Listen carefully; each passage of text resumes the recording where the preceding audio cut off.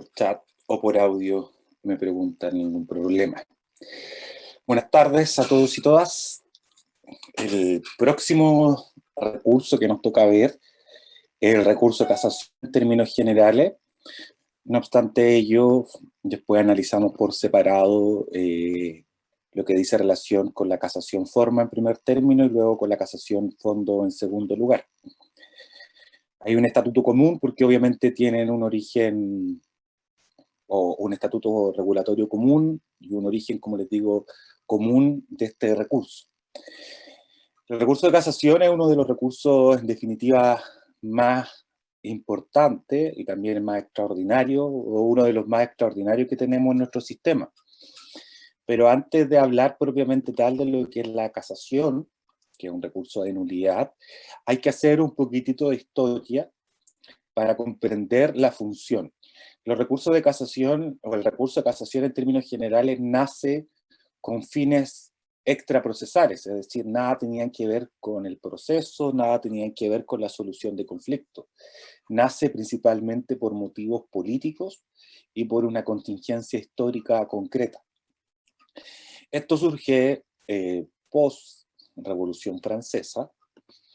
Recuerden que está el derrocamiento de la monarquía en Francia y la instauración de la República. Y obviamente, inspirado en la idea de la Ilustración, el producto más perfecto, se creía, el producto mejor para regular la relación entre los ciudadanos era la ley, lo que dictaba la Asamblea, en fondo lo que dictaba el Parlamento.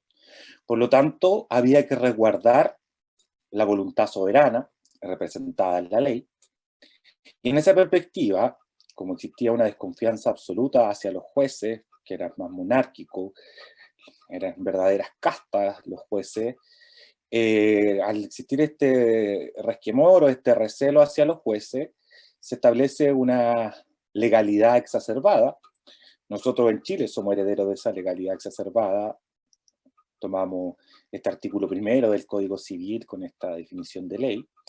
Y en ese sentido, al desconfiar de los jueces, esto al minuto de resolver los conflictos, al minuto de aplicar la ley, se podían apartar de esa voluntad manifestada en el fondo en el texto positivo.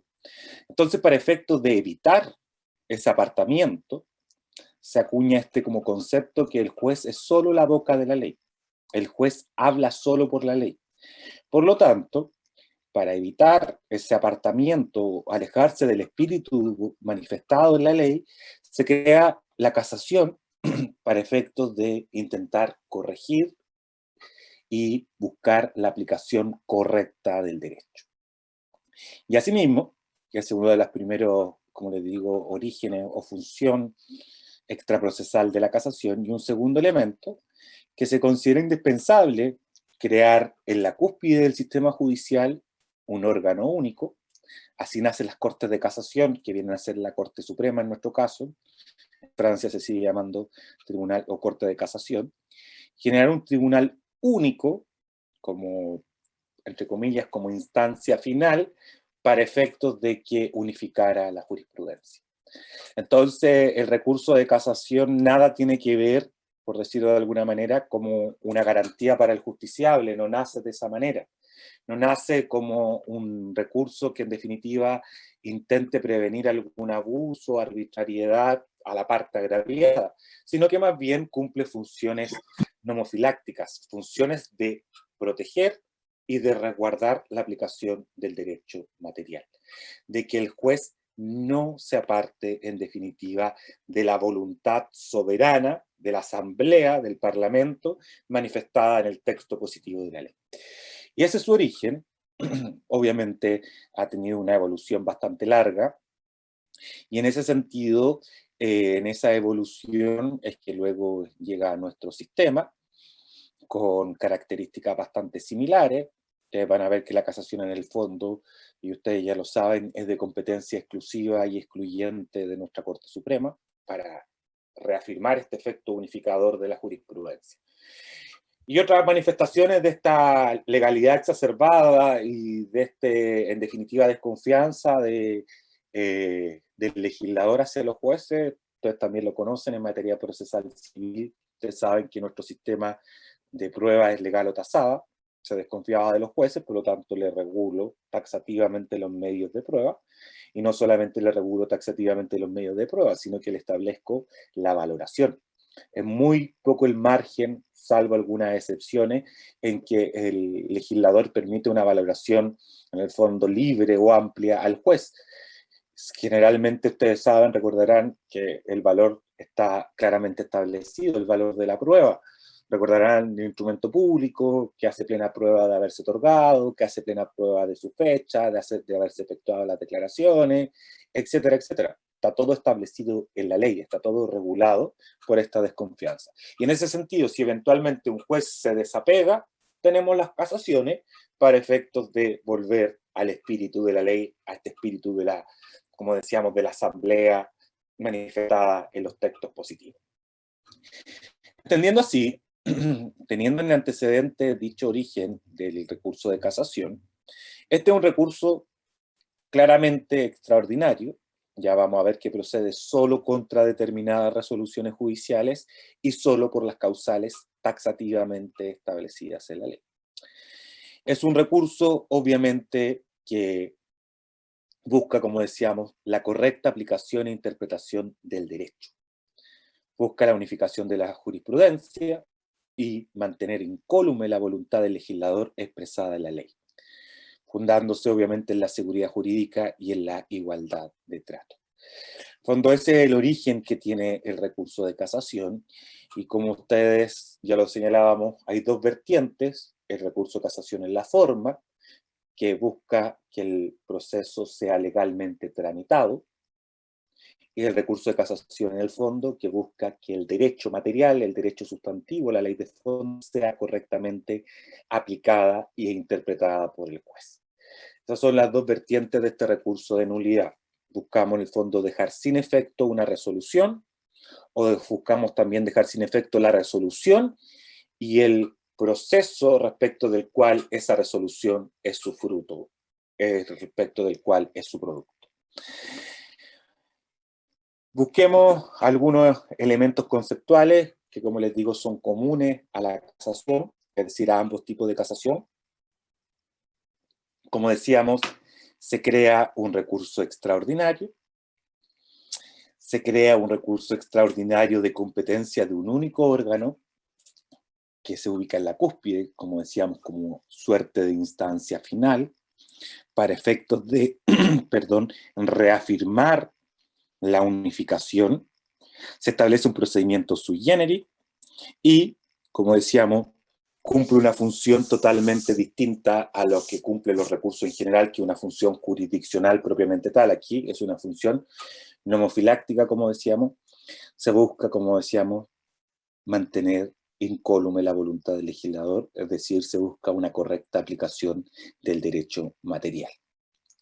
Y por eso, como decíamos, se genera todo a partir de la Revolución Francesa.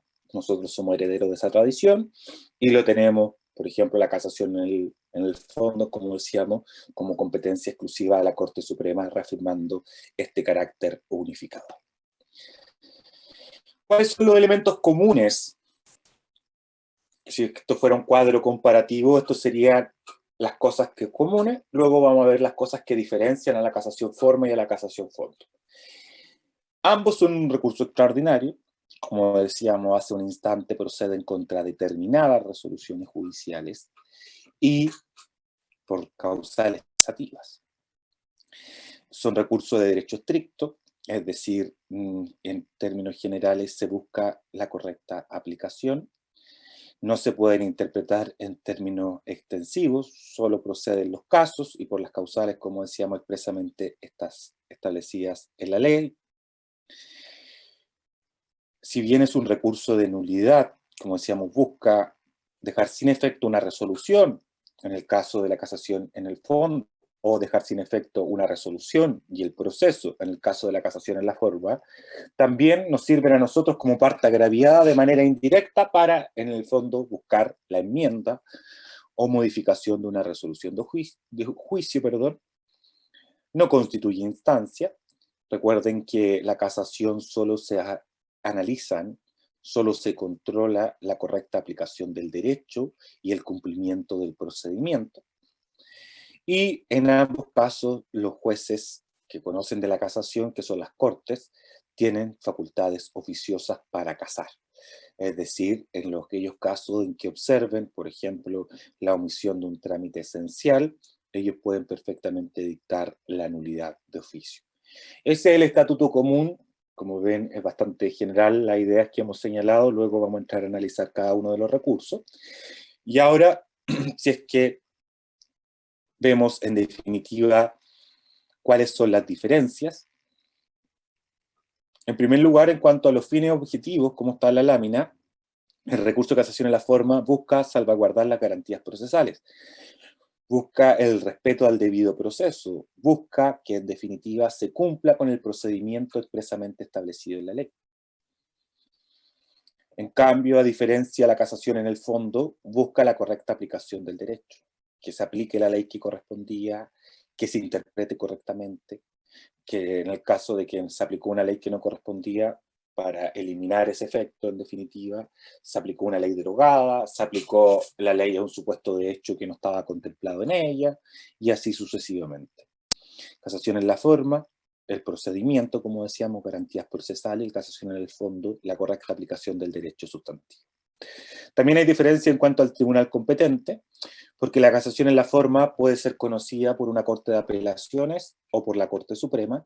En cambio, como ya señalábamos hace un instante, el recurso de casación en el fondo es de competencia exclusiva y excluyente de la Corte Suprema. No hay otro tribunal en nuestro sistema de administración de justicia que pueda resolver una casación en el fondo. Respecto a las resoluciones recurribles también hay diferencias. El recurso de casación en la forma procede contra sentencias definitivas e interlocutorias que pongan término al juicio y hagan imposible su continuación. En cambio, el recurso de casación en el fondo, como vamos a ver, procede solo contra sentencias definitivas o interlocutorias que pongan fin al juicio o hagan imposible su prosecución de segunda instancia, inapelables y que hayan sido dictadas por una corte de apelaciones o por un tribunal arbitral de segunda instancia constituido por jueces árbitros de derecho. Como ven, la casación en el fondo es el más estricto de todo respecto de su procedencia. Y las causales obviamente son distintas. Las causales de la casación en la forma están expresamente establecidas en el artículo 768 y la causal de la casación en la forma, en el fondo, en el 767, que señala en el fondo cuando se ha hecho una incorrecta aplicación del derecho que haya influido sustancialmente en el dispositivo del fallo. Esas son las diferencias en términos genéricos respecto de los recursos.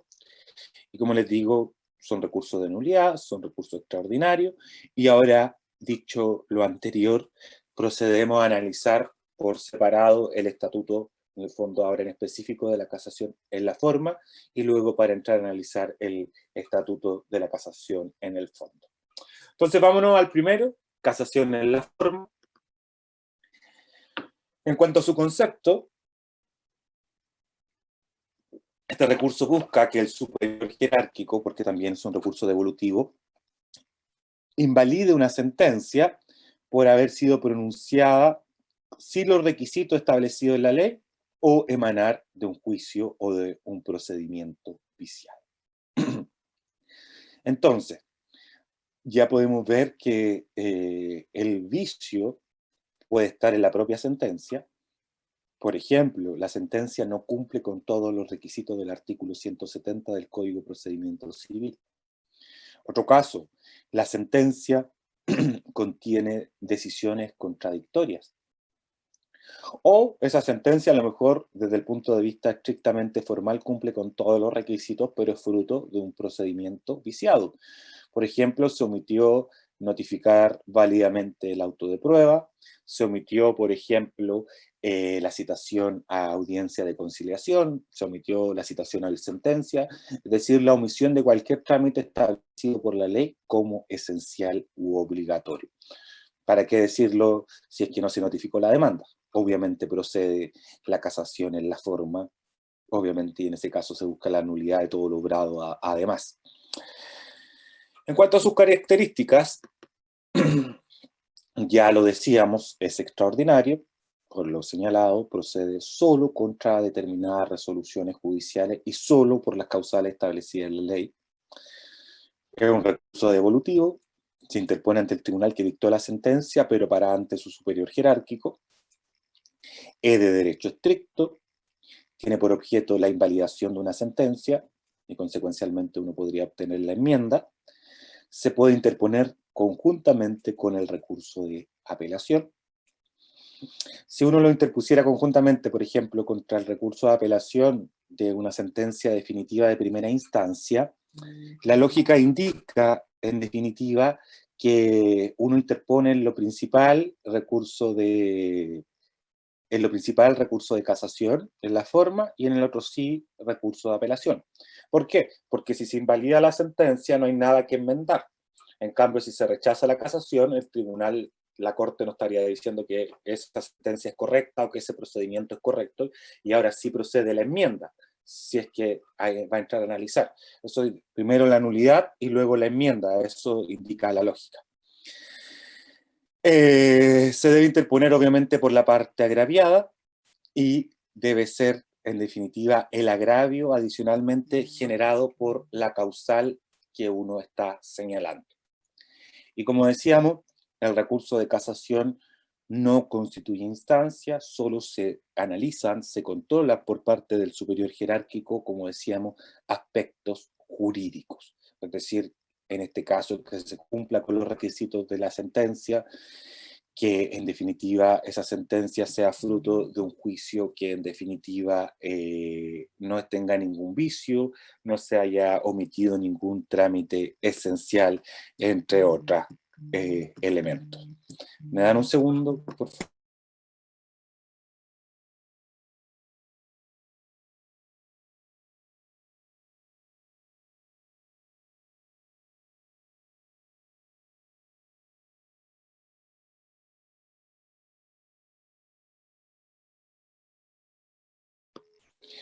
¿Me dan un segundo, chicos? Disculpen.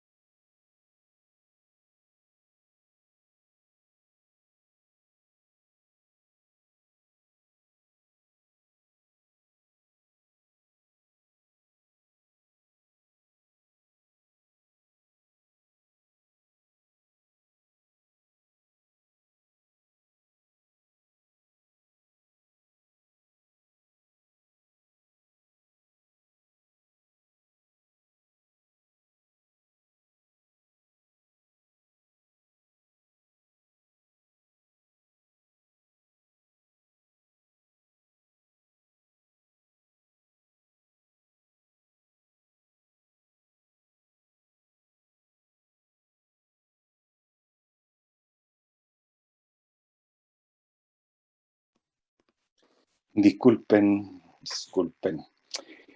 Ya, como decíamos, esas son las características, y la última que nos estábamos refiriendo, que lo decíamos, no constituye instancia. Respecto de casación en la forma y de su tribunal competente, como ya lo habíamos señalado al mencionar las diferencias con el fondo, como procede contra también sentencias de primera instancia o interlocutorias de primera instancia que pongan fin al juicio o hagan imposible su prosecución, y como el competente es el superior jerárquico, entonces puede ser en el fondo conocido y resuelto por una Corte de Apelaciones o por la Corte Suprema. Son las dos posibilidades que, como les digo, es una diferencia fundamental con la casación en el fondo, que solo es competencia, como decíamos, exclusivamente de la Corte Suprema como competencia exclusiva y excluyente.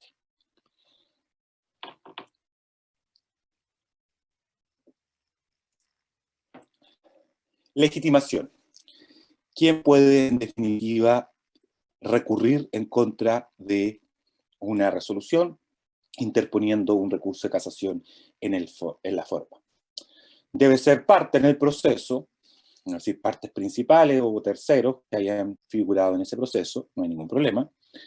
Obviamente, ustedes saben que la legitimación en materia de recurso es el agravio, por lo tanto debe haber sufrido un agravio, pero acá es más específico, no es un agravio en genérico, como decíamos, por ejemplo, en la apelación, demandé por 5 millones y el tribunal solo me dio 2, ya estoy agraviado.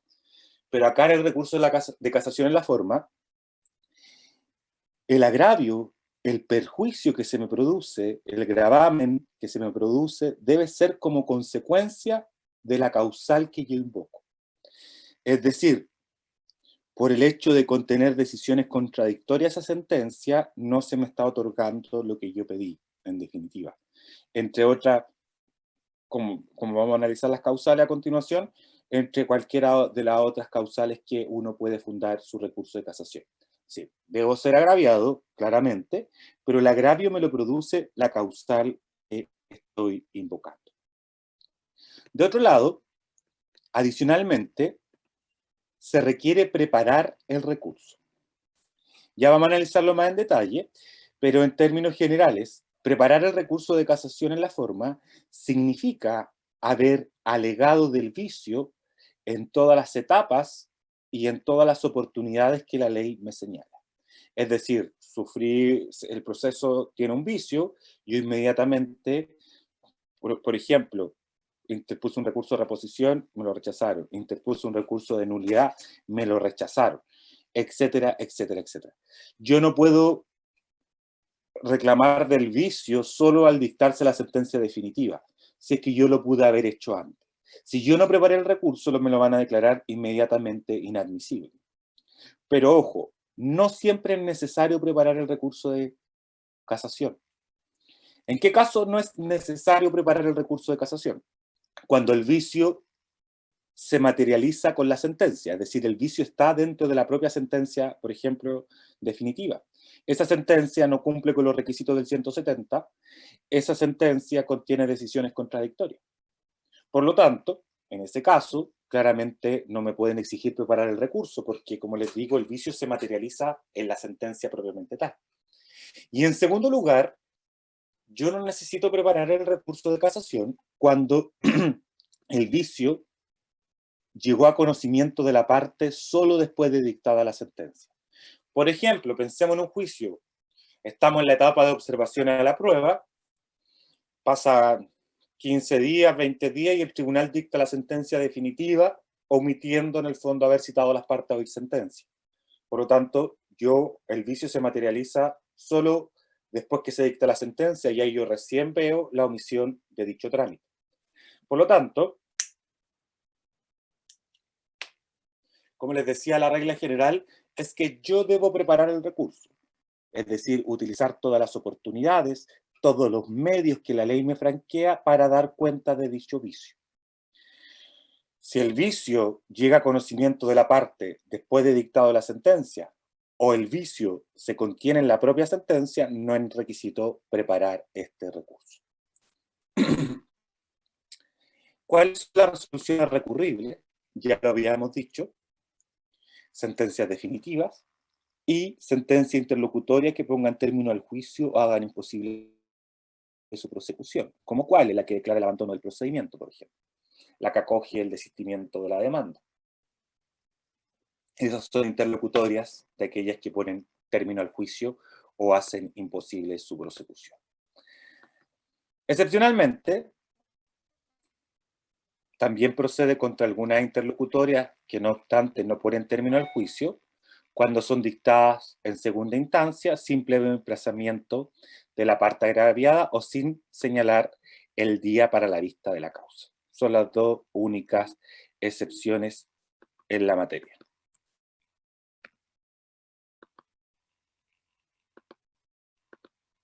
Entrando gente. Causales. El artículo 768, que es uno de los artículos que uno como estudiante y abogado, si ejerce la profesión claramente, tiene que saber. Es una de las normas así como el 254, el 309, o el 434, que son normas que uno tiene que saber. El artículo 768 establece 9 causales taxativas del recurso de casación. Y la doctrina y la jurisprudencia las clasifican de la siguiente forma. Causales que dicen relación o que afectan al tribunal, causales que dicen relación a la sentencia misma, y causales que se refieren, o la causal que se refiere a vicios del procedimiento.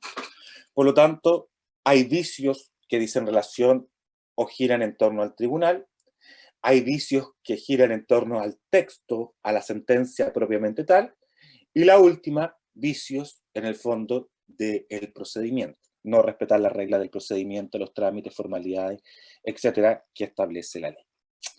Analicemos el artículo 768. Como decíamos, las primeras tres, la numeral primero, segundo y tercero, se refieren al tribunal. Entonces yo puedo fundar mi recurso de casación cuando la sentencia, en haber sido dada, la sentencia por un tribunal incompetente o integrado en contravención a lo dispuesto a la ley. Se refiere, por ejemplo, cuando lo conoció un tribunal que era absolutamente incompetente. También se refiere a la competencia relativa, salvo que hubiera operado la prórroga. Se refiere al caso de que un tribunal estuviera integrado de una forma distinta a lo señalado por la ley, por mayor número, por menor número, etc.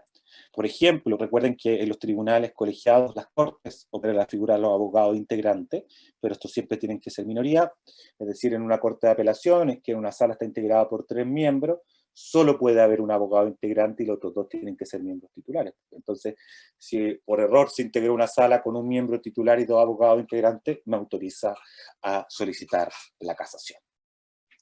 La segunda causal, en haber sido pronunciada por un juez o con la concurrencia de un juez legalmente implicado o cuya recusación esté pendiente o haya sido declarada por tribunal competente. Se refiere, en definitiva, a las inhabilidades que afectan a los jueces. Si un tribunal unipersonal, por eso se refiere con un juez legalmente implicado o integrado por a lo menos un juez que tenga legalmente implicado o que tenga recusación pendiente o ya declarada por tribunal competente. Y la tercera y última causal que se refiere al tribunal, la del numeral tercero, en haber sido acordada a los tribunales colegiados por menor número de votos o pronunciada por menor número de jueces que el requerido por la ley, o con la concurrencia de jueces, aquí falta la parte de la competencia, va a ser un muy retiro, 768 del CPC, y lo arreglamos al tiro la presentación. La numeral tercero es la que estaba mal.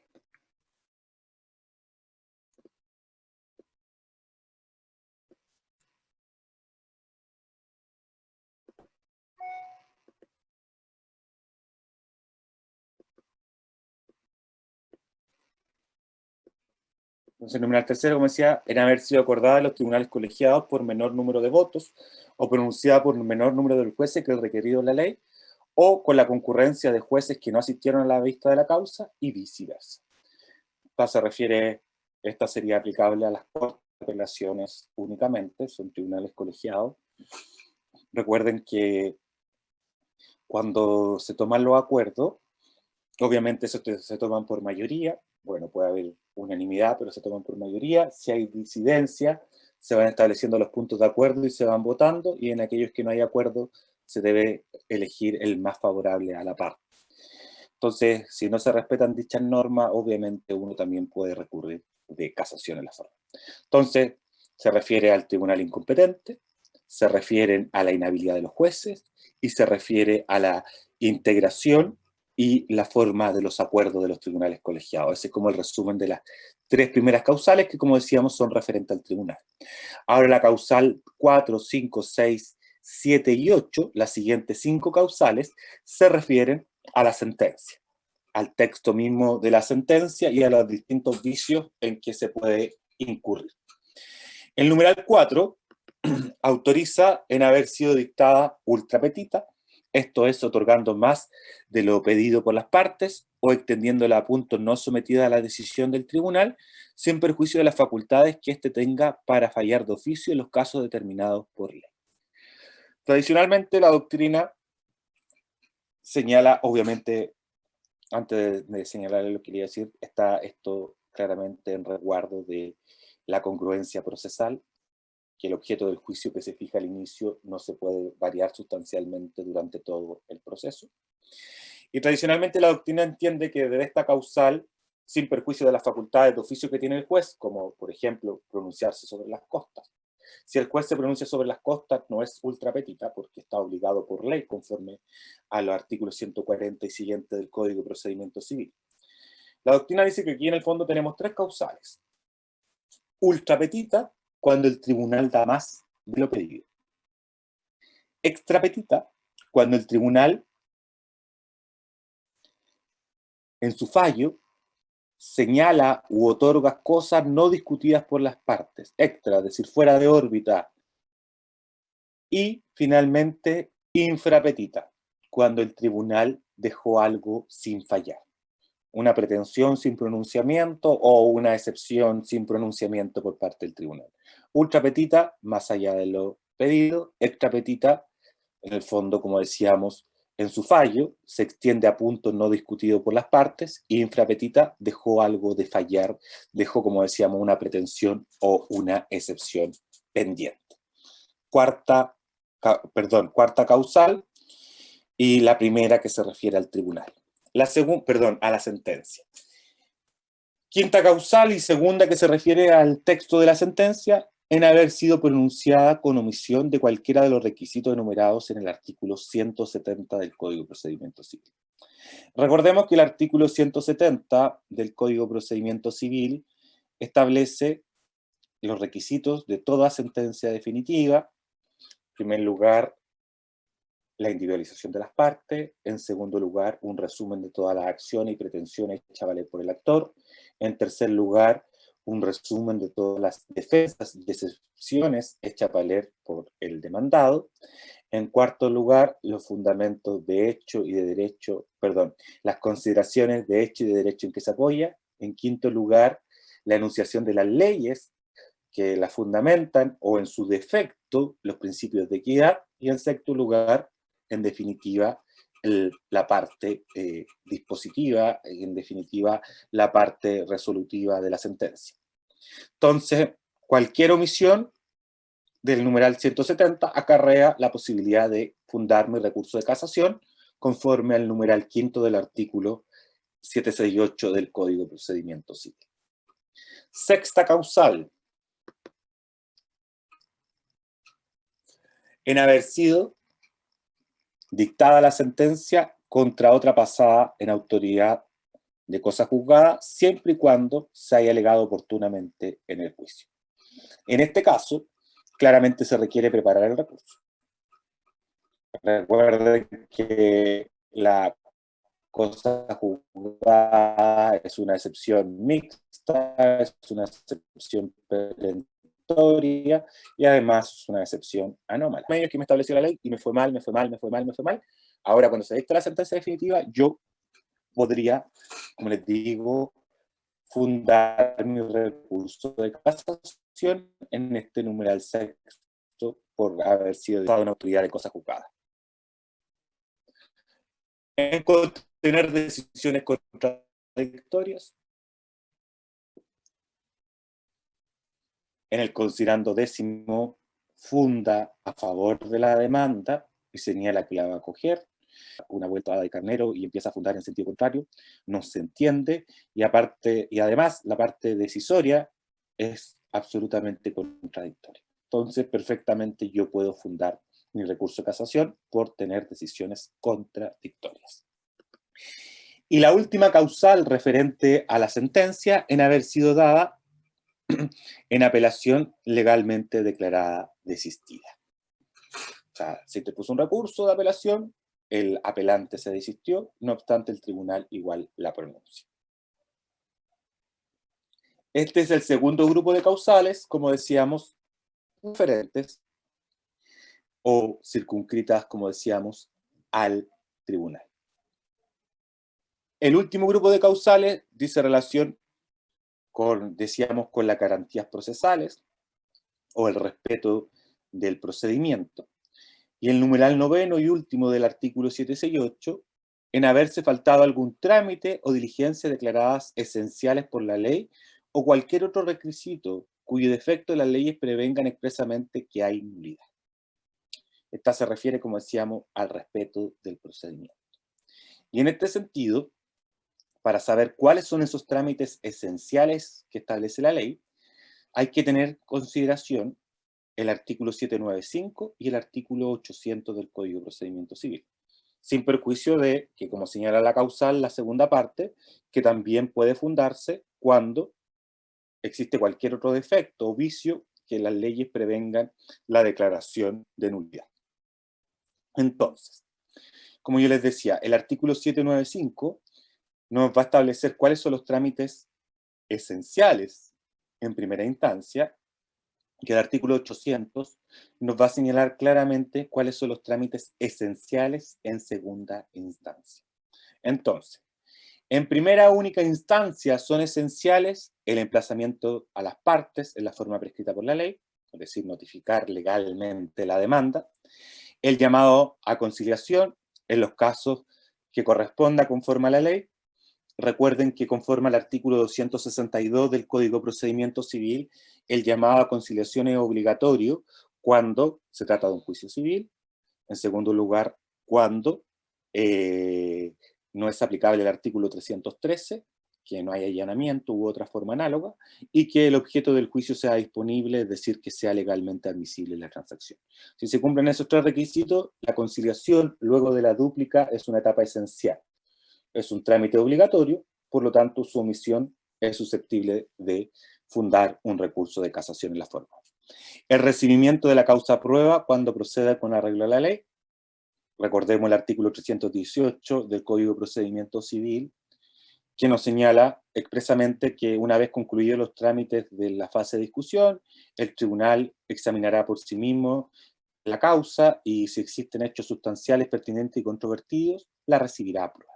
Es decir, si estamos en esa hipótesis y el tribunal omite y simplemente cita inmediatamente a las partes a oír sentencia, autoriza obviamente la casación. En cuarto lugar, también es trámite esencial de primera única instancia las prácticas de diligencias probatorias cuya omisión podría causar indefensión. En quinto lugar, la agregación de los instrumentos presentados oportunamente por las partes, con la citación o bajo el apercibimiento legal que corresponda respecto de aquella contra la cual se presenta, la citación para alguna diligencia de prueba y la citación a oír sentencia definitiva, salvo que la ley no establezca este trámite. Entonces, en primera única instancia, la omisión de cualquiera de estos trámites o diligencias autoriza fundar el recurso de casación, conforme al artículo 768, numeral 9, en relación a este artículo 795. Ahora bien, ¿cuáles son los trámites esenciales en segunda instancia? El emplazamiento de las partes, hecho antes que el superior conozca el recurso, la notificación obviamente, la agregación de los instrumentos presentados por las partes con citación o bajo el apercibimiento según corresponda, la citación a la sentencia definitiva, la fijación de la causa en tabla para su vista en los tribunales colegiados, y lo indicado en los numerales 3, 4 y 6 del artículo anterior, que se refiere al recibimiento de la causa prueba, la práctica de las diligencias probatorias cuya omisión acarrea indefensión, y en sexto lugar, la citación para alguna diligencia probatoria.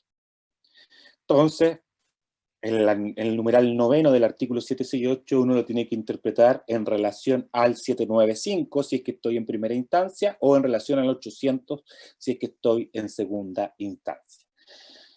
Como decíamos, para efectos de poder, en definitiva, presentar mi recurso de casación. Y como hablábamos hace un rato, respecto de la legitimación, uno de los elementos esenciales del recurso de casación es esta regla general de que yo debo preparar el recurso. Es decir, que quien lo entabla, el recurso, debió haber reclamado de la falta y ejercido oportunamente en todos los grados los recursos que franquea la ley. Si yo no reclamé antes del vicio, como decíamos, yo no puedo llegar y esperar que se dicte la sentencia y ahora reclamar recién de ese vicio. Si no utilicé los recursos, si no utilicé las oportunidades que la ley me franqueaba. Como decíamos, este requisito es la regla general, pero obviamente existen casos en que la ley no me exige preparar el recurso. Por ejemplo, cuando la sentencia o donde la resolución, mejor dicho, que materializa el vicio, no procede recurso alguno. Cuando el vicio tiene lugar en el pronunciamiento mismo de la sentencia. Como decíamos, la sentencia contiene decisiones contradictorias, la sentencia omite algunos de los requisitos del artículo 170. No me pueden exigir preparar el recurso si el vicio se materializa con la sentencia, como decíamos. Cuando el vicio o la falta llega a conocimiento después de pronunciada la sentencia, como decíamos delante en el ejemplo, estábamos en un juicio ordinario, tramitándose legalmente, estábamos en la fase de observación a la prueba y de repente el tribunal dicta la sentencia definitiva, sin citar a las partes de sentencia. Ahí recién me estoy dando cuenta que se generó un vicio, por cuanto antes el procedimiento iba de forma bien legalmente tramitado. Y por las causales 4, 6 y 7 contra las sentencias de segunda instancia que se haya reclamado en contra de la primera instancia. Se refiere en haber sido dada ultra petita, en haber sido dada por otra contraautoridad de cosas juzgadas y también haber contenido decisiones contradictorias para efectos de la interpretación. Entonces, regla general, debo preparar el recurso. ¿Qué significa preparar el recurso? Que quien presenta, como decíamos, haya reclamado del vicio, utilizando todas las oportunidades, utilizando todos los recursos procesales, obviamente, que la ley me franqueaba. Las excepciones, como ya decíamos, como estaban establecidas ahí en la lámina, no se requiere preparar el recurso. Caso más patente de que no se me puede exigir tal requisito es cuando el vicio se materializa en la sentencia. Interposición. Cuestiones procesales o cuestiones más prácticas de respecto de la casación en la forma.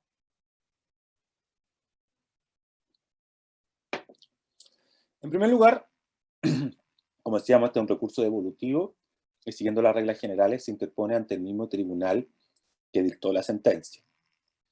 Debemos cumplir con las reglas comunes a todo escrito, es decir, en lengua castellana, hoy día en formato PDF, encabezado con una suma, que es el resumen de su contenido. Expresar el vicio en que se funda y la ley que concede el recurso por la causal que se invoca. Es muy formalista estos recursos, por lo tanto yo debo señalar expresamente que fundo mi recurso en la causal del artículo 768, numeral tanto, en relación con los artículos tales y cuales, si es que yo fuera procedente. Debe ser necesariamente patrocinado por un abogado habilitado. Debe señalar cómo preparó el recurso, es decir, cuándo reclamé del vicio, en qué oportunidades se me rechazó, interpuse un recurso, se me rechazó, etc. O en su defecto, señalar por qué no requiere preparación su recurso. Y contener peticiones concretas o petición concreta. Como ven, a diferencia de la apelación, que era más sencillo los requisitos, en el caso de las casaciones nos vamos poniendo más exigentes. Recuerden que se trata de un recurso extraordinario, de derecho estricto, por lo tanto, el legislador es mucho más exigente, es mucho más formalista respecto de este recurso en específico, refiriéndonos a la casación en la forma. En cuanto al plazo, respecto de las sentencias de primera instancia, en el mismo plazo de la apelación, y si se deduce en conjunto, y si se deduce además la apelación en forma conjunta.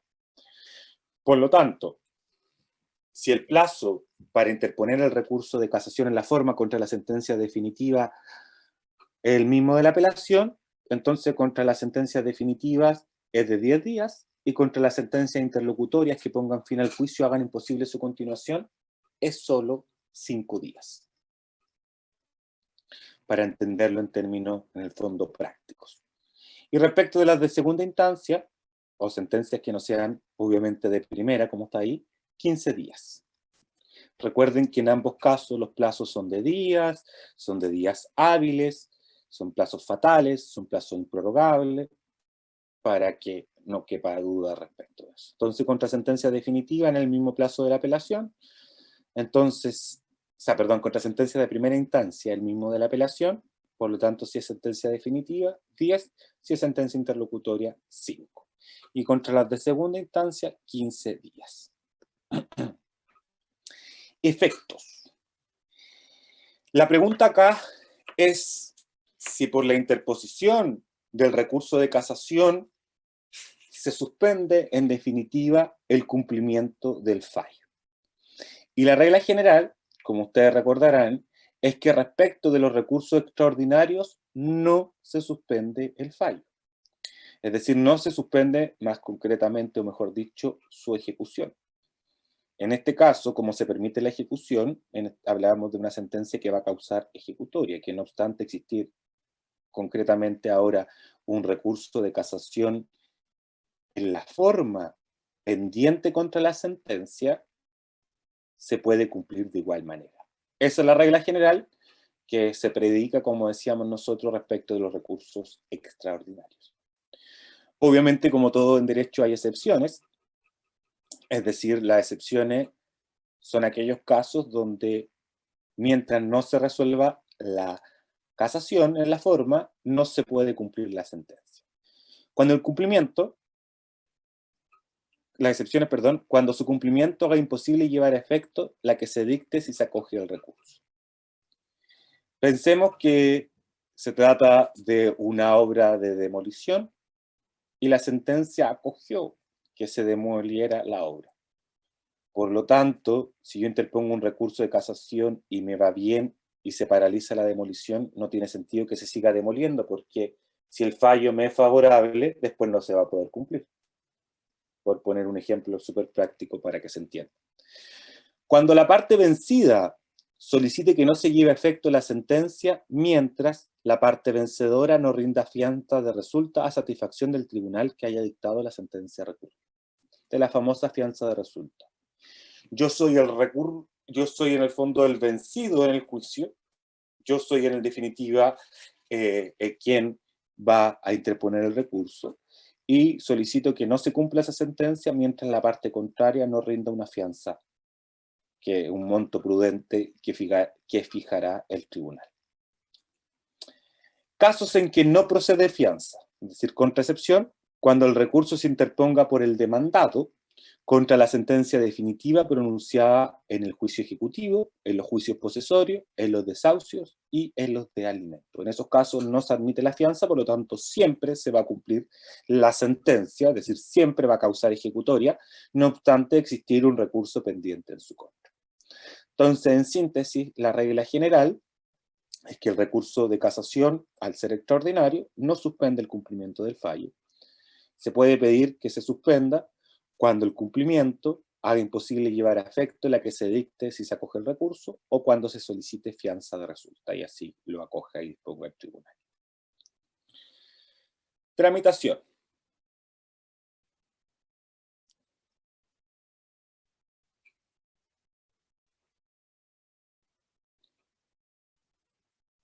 como decíamos, se trata de un recurso devolutivo, por lo tanto se interpone ante el mismo tribunal que dictó la sentencia y se realiza el primer control de admisibilidad. El control de admisibilidad acá es bastante sencillo y se circunscribe a esos dos elementos que están en la lámina. Que el recurso se haya interpuesto dentro de plazo y que tenga patrocinio de abogado.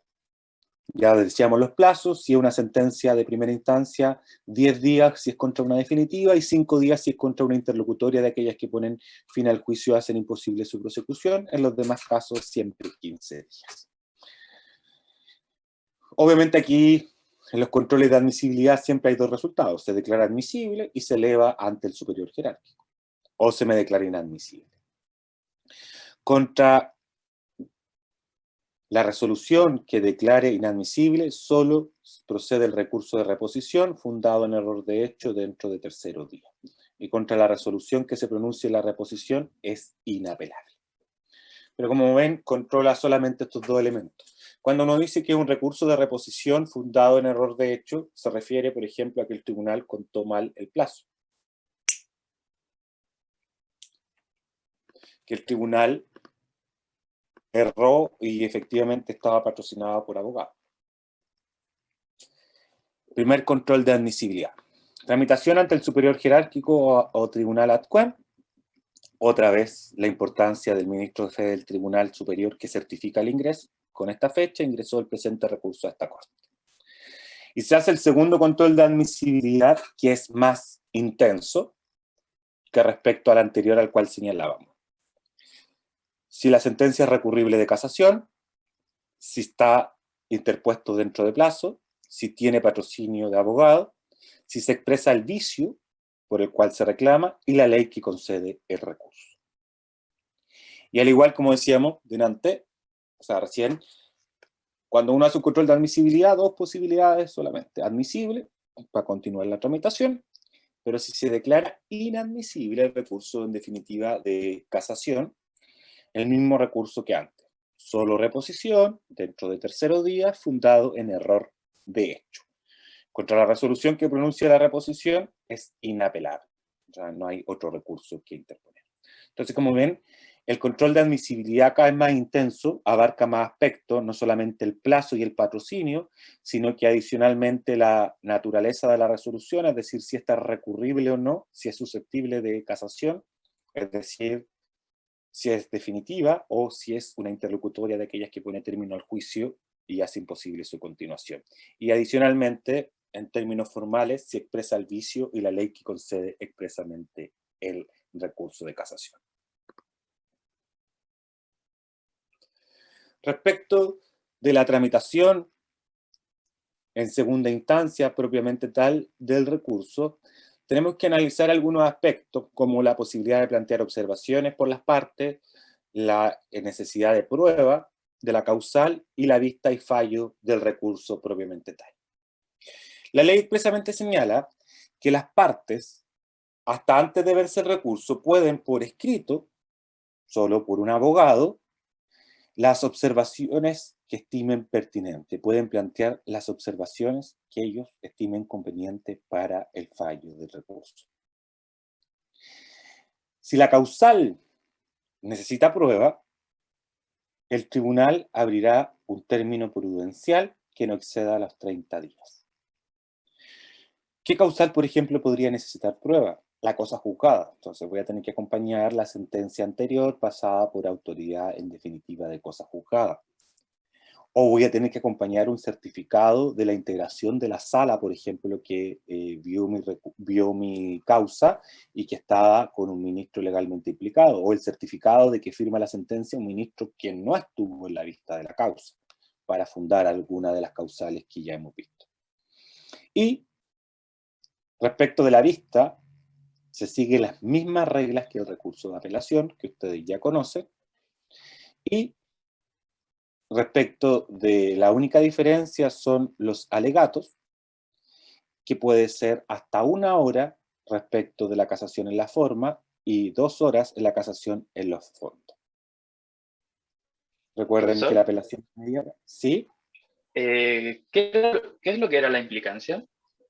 Las implicancias son causales de inhabilidad son las causales de inhabilidad más graves, es decir, donde la ley no permite margen porque efectivamente el juez está afecto, en definitiva, a su imparcialidad, y la implicancia el tribunal las debe declarar de oficio. Es decir, se presenta una causa y debe decir yo soy el cónyuge de, yo soy el padre de uno de los abogados, yo, no sé, tengo un juicio pendiente contra el demandado, las debo declarar de oficio porque me imposibilitan de manera absoluta conocer de esa causa. En cambio, las recusaciones son de menor intensidad, también son inhabilidades, pero las recusaciones las tienen que hacer valer las partes. Por ejemplo, si usted está demandando al Banco Estado, los jueces de segunda instancia, generalmente los ministros, si es que es el caso, dicen, si es que son clientes, lo dejan por escrito. Dejo por escrito, o sea, dejo por estampado que yo soy cliente, que soy cuenta correntista del Banco Estado, dejo por estampado que yo tengo un crédito de consumo en el Banco Estado, porque si usted considera que eso lo inhabilita, usted puede mover una recusación.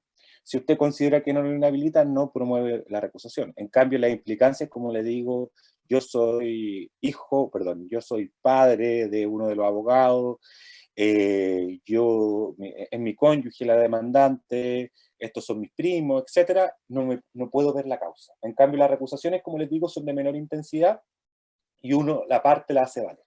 Esa es la diferencia. Entonces, como decíamos, para la vista de la causa se siguen las mismas reglas que la apelación.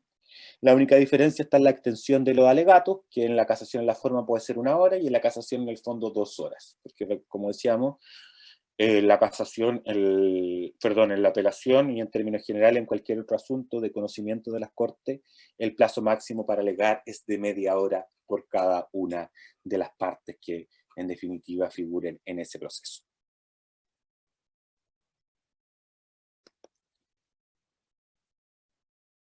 Forma de terminar el recurso.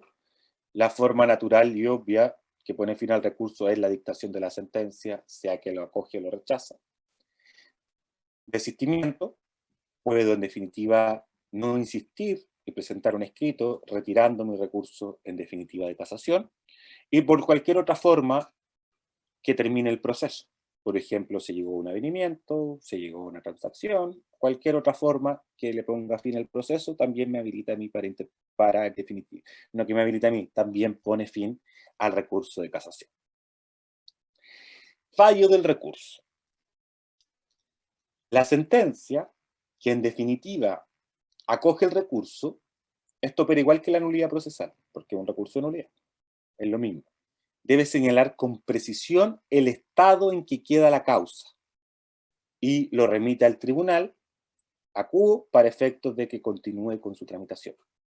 Por ejemplo, se anuló la sentencia por haberse omitido notificar el auto de prueba.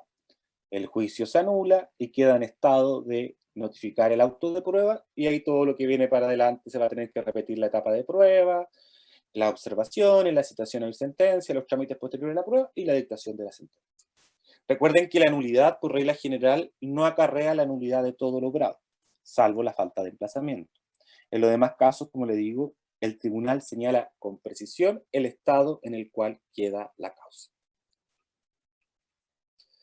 Y si la causal por la cual se acogió el recurso de casación dice relación con la sentencia, el mismo tribunal, acto continuo, sin nueva vista, pero separadamente, dictar la sentencia que corresponda con arreglo a la ley. Esta es la famosa sentencia de reemplazo.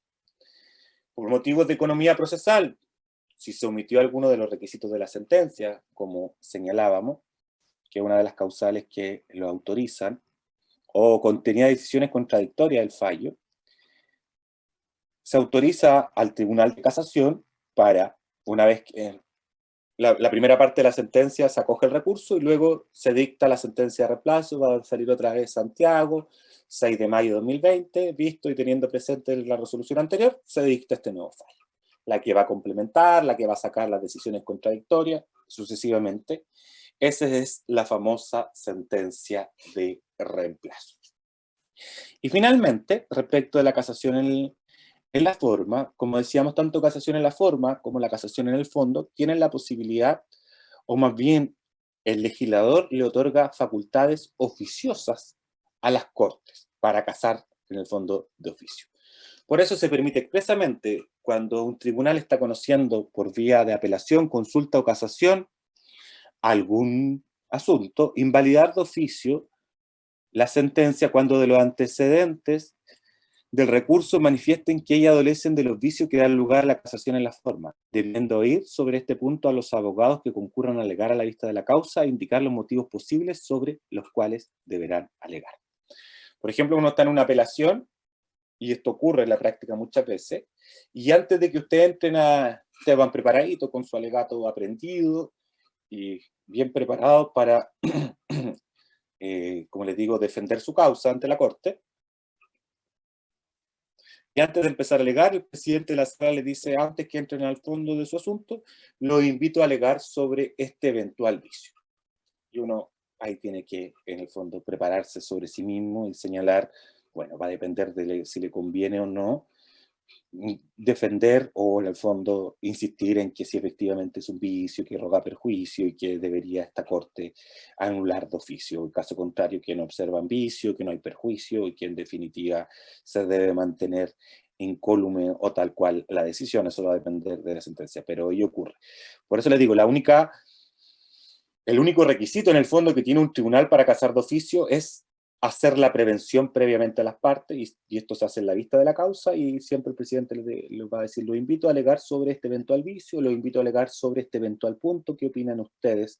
Para efectos, luego ellos de decidir la sala respectiva, si casa o no casa, como decíamos, de oficio, ese proceso o esa sentencia, dependiendo de dónde esté el vicio al se materializa. Como ven, el recurso de casación en la forma es este mecanismo que tiene por objeto invalidar la sentencia o invalidar la sentencia y el juicio del cual es fruto por infracción de garantías procesales. En definitiva, por no respetar las reglas del procedimiento, por infringir el debido proceso en términos generales, conforme a las causales y a la clasificación del 768, que como decíamos, el numeral 1, 2 y 3 se refiere al tribunal, el 4, 5, 6, 7 y 8 se refiere a la forma de la sentencia, y el numeral noveno, en definitiva, se refiere a los requisitos de procedimiento o a las reglas de procedimiento, es decir, la omisión de cualquier trámite esencial u obligatorio declarado tanto para primera o segunda instancia. No sé si tienen dudas, preguntas respecto de este recurso de casación en la forma. Yo, profesor, Cuénteme. el momento en que yo presento un recurso de casación y no me lo conceden, ¿Sí? los plazos se congelan, por así decirlo, se suspenden. Por No, ejemplo, si yo quiero volver a, no sé, enmendar el error que cometí en la presentación y volver a presentarlo. no. Una vez que uno interpone el recurso, precluye la posibilidad de interponerlo nuevamente, de manera inmediata. Por eso, si por ejemplo se trata una sentencia definitiva de primera instancia, y yo además de casar quiero apelar, lo debo hacer de manera conjunta. Y así precluye toda posibilidad de interponer otro recurso. Puede que eventualmente me declaren inadmisible la casación y admisible la apelación. Ello perfectamente puede ocurrir en la práctica. Pero, por ejemplo, como usted decía en el caso que nos ponía, si yo interpongo una casación y el tribunal la declara inadmisible, no es que yo ahí tenga un nuevo plazo de 5 o 10 días para interponerlo. Precluye inmediatamente la posibilidad porque yo ya ejercí el derecho. Ok, gracias, O sea, profesor. profe, o sea, no hay posibilidades de sanear alguna inconveniencia de forma, digámoslo así. O sea, si es que fuera saneable, por decirlo de alguna manera, procedería solo la reposición dentro de tercero día fundado en un error de hecho. Por ejemplo, ahí uno le podría señalar al tribunal, pensemos que me lo dejó fuera por el plazo. ¿Sabe que usted se equivocó? A mí no me notificaron el 6 de mayo. Resulta que a mí me notificaron el 7 de mayo. Mira, aquí está el estampado receptorial. Esa sería una forma de subsanar. Ah, claro, efectivamente el tribunal dice, incurrí en un error. error de transcripción, no quedó bien establecida la causal, pero la causal siempre estuvo desde el principio, pero como le digo, son cuestiones de forma bastante básica, una cuestión de forma, aunque sea de forma más grosera, usted no la va a poder subsanar bajo aspecto alguno. Como les digo, por eso adicionalmente la ley me dice que si procede apelación y casación, los debo interponer conjuntamente, porque si yo interpongo solo casación o solo apelación, el legislador entiende que yo estoy renunciando al otro recurso. No me deja interponerlo nuevamente. Ah, ya, gracias, profe. De nada. No sé si tienen alguna otra duda, pregunta, chicos.